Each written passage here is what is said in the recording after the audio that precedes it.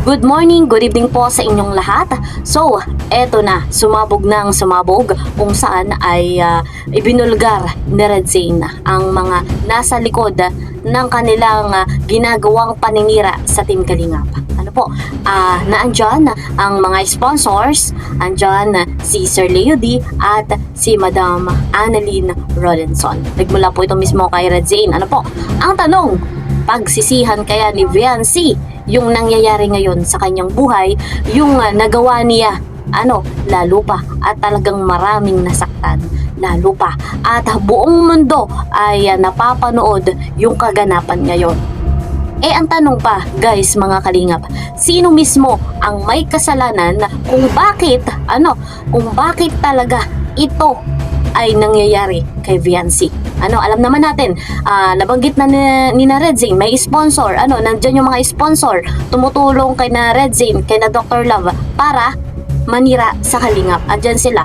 So, hindi natin alam kung financially o moral support lang yung ginagawa nung sponsor, pero nandyan po, binanggit ni Red Zane na sila nga daw po ay tumutulong para syempre, pabagsakin ang Team Kalingap.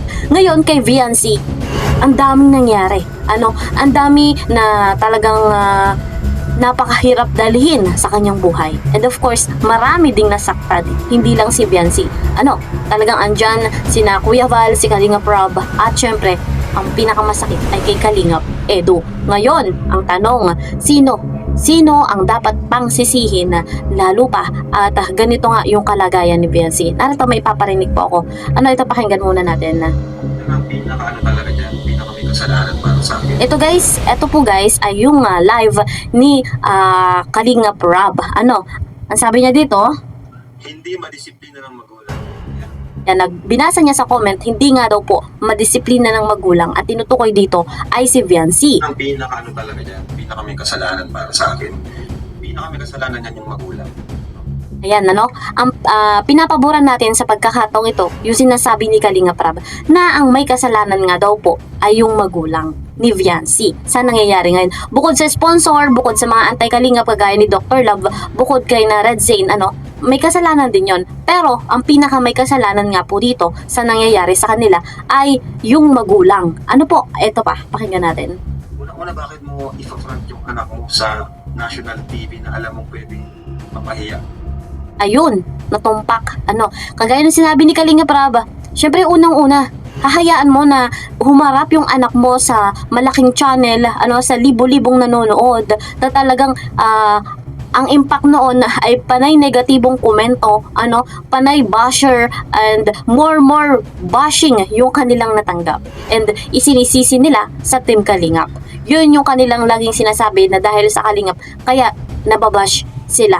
Pero, eto guys, kung napakatalino talaga ni Kalingap Rob, nasabi niya talaga na ang may kasalanan ng nangyayari ngayon kay Viancy ay yung magulang. Hinayaan nila, pinabayaan nila na humarap sa malaking channel si Viancy na hindi nila iniisip na ang kalalabasan po noon ay mas lalo silang mababash. At ang matindi pa, guys, mga Kalingap, eto nga mga dagdag bawas kwento na ginagawa ng anti-Kalingap ay suportado. Ang nasa likod nga daw po noon ay mga sponsors kagaya po ni Sir Leo D at ni Madam Annalyn Rolenson. Yun po mismo ay nanggaling kay Red Zane. So kung gusto nyong malaman, pumunta po kayo sa channel ni Red Zane. So napakalinaw na talagang kawawa si Viancy sa ginagawa ng mga sponsors at dito sa pinapagawa ng mga magulang. Kasi utos siya ng magulang. Imposibleng hindi sabi ng magulang, o sige, punta ka kay Tulpo, punta ka, gawin mo ito, ganto. Imposible na hindi yun utos ng magulang. Guys, eto pa. Ang anak mo. Yun ang pinaka talaga dyan yung magulang. Pinaka may kasalanan dyan yung magulang. Pangalawa, yung lang kasi talaga punong dulo di ba? Siya nagpara-comment pa siya sa Yun, isa pa po yun guys, mga Kalingap. Kung kani-kanino nagko-comment si Nanay Hansel, totoo naman, alam ko matagalan natin tong alam na talagang ginagawa ni Nanay Hansel na nagko-comment siya sa iba, lalo na sa mga anti-Kalingap. Ganun yung ginawa niya. At hanggang ngayon, pati kay Dr. Love, ayan, sa iba siya nag-comment.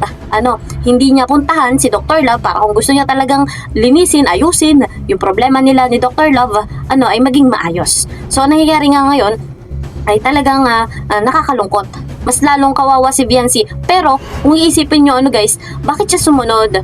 Siyempre magulang niya. Susundin niya talaga yung magulang niya. Na ito gawin mo, patulpo, ganyan. Ito pa, gawin mo pa ito. Ayan. At ito din ang sabi ng sponsor. Ayun. So itong mga anti-kalingap, siguro nalalagyan. Ito siguro lang. Sabi ko siguro nalalagyan tong anti kagaya ni Red Zane, ni Dr. Love. Kaya sila banat ng banat kahit walang ebidensya, walang patunay. Kagaya din sinabi ni Dr. Love sa kanyang live, wala siyang patunay pero banat siya ng banat laban sa Team Kalingap. Ayun. So, ang daming kaganapan na talagang maraming nasasaktan, lalo na si Kuya Val. Ang foundation ng Kalingap? Si Kalingap Rob, grabe yung mga nasasabi ng mga anti-Kalingap sa ginagawang pag-charity ni Kalingap Rob. And of course, etong si Kalingap Edu, napagsigawan ba sa buong mundo na manyak daw po ang pamangkin mo, sabi niya. Si Kalingap Edu ay sinabihang manyak. Guys, na di umano na may ang pagmamahal nila sa isa't isa ay todong-todo pero ganun. Yun ay nasa magulang. Kasalanan ng magulang and of course, nasa sulsol ng mga anti-Kalingap plus suportado ng mga sponsors. Ng anti-Kalingap. Diba, nagpara-comment sa kung saan live, mga anti-Kalingap yung kinuwenta niya. Si Kuya Val, pinagtanggol lang yung sarili niya. Diba? Sino bang nauna? Yung tanong sino nauna? Kung hindi nag-comment yung nanay about yun sa mga parata, tapos sa anti-Kalingap pa nag-comment, walang ganito. Ayun.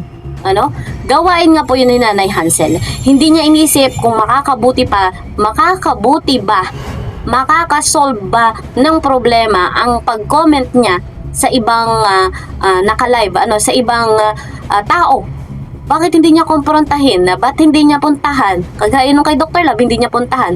Etong nangyari kay Kuya Val, ba't di niya puntahan si Kuya Val o si Kalingap Rob? Hindi yung nagpara-comment siya sa ibang tao hanggang sa nagdagdag bawas kwento, hanggang sa nalaman din ng sponsor. Ayun, ang sponsor, suporta sa anti-Kalingap na kagaya ni Dr. Love at ni Red Zane na sa ngayon ay mabait na wari para ayun, bahala na kayo mag-isip. Eto pa. Ganito, kung ang ginawa ng nanay ay ako mismo yung chinat. Ako mismo yung chinat. Hindi tapos ang usapan. Yes, tapos na sana. Bakit naman ganyan? Bakit naman ganyan? Nasi Kuya Val, grabe ako sa akin.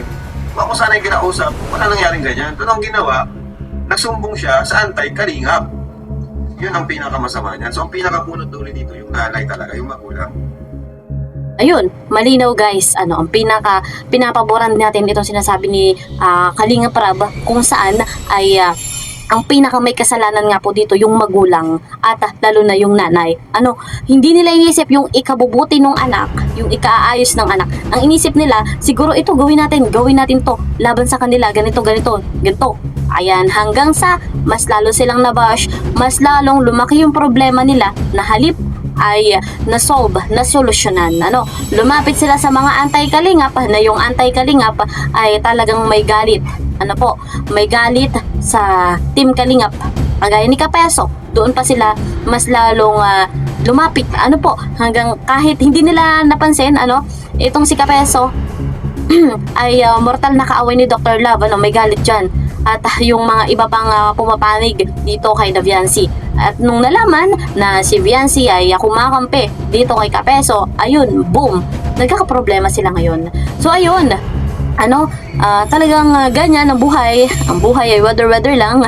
So wala tayong ibang gagawin naman. Kagaya na sinasabi ko lagi, suportahan natin si Kuya Val, si Kalingap Rob sa kanilang ginagawang pag-charity na kahit pilit nga pong pinababagsak ng mga anti-Kalingap, nananatili sa kanilang ginagawang pagtulong, nananatili po sa kanilang ginagawang pagbibigay financial, pagbibigay pabahay. Nakaka-proud. On and off, ganyan po ang Team Kalingap.